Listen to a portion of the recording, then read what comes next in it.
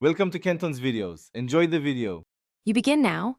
Dampen hair to about 70% moisture and towel blot so the sponge can glide. Apply a light leave-in or mist where residue is thick.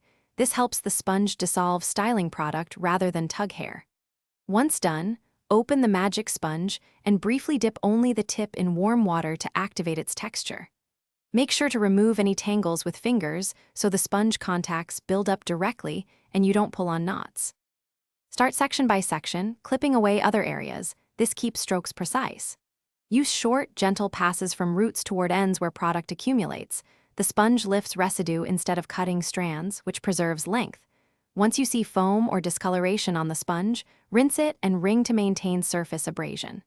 Continue until each section shows cleaner texture.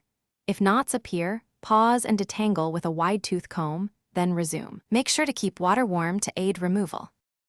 Finish with a thorough rinse to remove loosened residue, then apply a lightweight conditioner to restore moisture you may have stripped. Comb gently with a wide-tooth comb while conditioning to prevent snags. Once conditioned, rinse and either air dry or use low-heat styling.